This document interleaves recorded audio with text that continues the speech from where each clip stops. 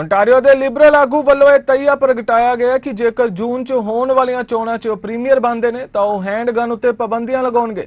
Stephen Dell ਡੂਕਾ ਨੇ ਕਿਹਾ ਕਿ ਸੱਤਾ ਸਾਂਭਣ ਤੋਂ 1 ਸਾਲ ਦੇ ਅੰਦਰ ਹੀ ਉਹ ਹੈਂਡਗਨ ਉੱਤੇ ਪਾਬੰਦੀਆਂ ਲਾ ਦੇਣਗੇ। ਲਿਬਰਲ ਆਗੂ ਵੱਲੋਂ ਕੀਤੇ ਗਏ ਵਾਅਦੇ ਅਨੁਸਾਰ ਉਹ ਹੈਂਡਗਨਸ ਦੀ ਵਿਕਰੀ, ਇਹਨਾਂ ਨੂੰ ਕੋਲ ਰੱਖਣ ਅਤੇ ਇਹਨਾਂ ਦੀ ਟਰਾਂਸਪੋਰਟੇਸ਼ਨ ਤੇ ਹੈਂਡਗਨ ਦੀ ਸਟੋਰੇਜ ਉੱਤੇ ਰੋਕ ਲਗਾਉਣਗੇ। Right now, here in Ontario, in places like Toronto, we see the numbers going dramatically in the wrong direction. We hear on a regular basis the heartbreaking stories of people who are being injured or tragically losing their life to gun violence, gun deaths. Just the other day, out in Scarborough, 5 individuals, 5 men coming out of evening prayers from their mosque, were victims of gun violence, random. 5 of them shot. We heard heartbreaking stories a couple of weeks ago of 2 individuals who were killed, in that case by an individual who had an arsenal of legal guns at his disposal, according to police. So I believe the choice is clear here. I think it's so important for us to protect the safety of the people of Ontario, and that's why, as Premier, I will move as quickly as I can in partnership with the federal government to deliver a handgun ban. So first of all, I want to be really clear about this. I think you have to do everything. I think, yes, you have to deal with, in partnership again with the federal government, the flowing in of guns that might be illegal from other parts of Canada or other parts of the world. For sure, you have to do that. But let's not be so easily quick, I guess, to dismiss the fact that there are still a lot of crimes that take place here in Ontario.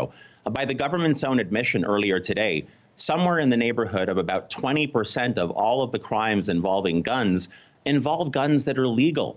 So in a city like Toronto, which so far this year, if I understand correctly, has seen 50 incidents of gun violence, we're talking about at a minimum 10 of those so far this year, and we're not yet in May, where the guns that were involved were legal. Here, let me point out something else really quickly.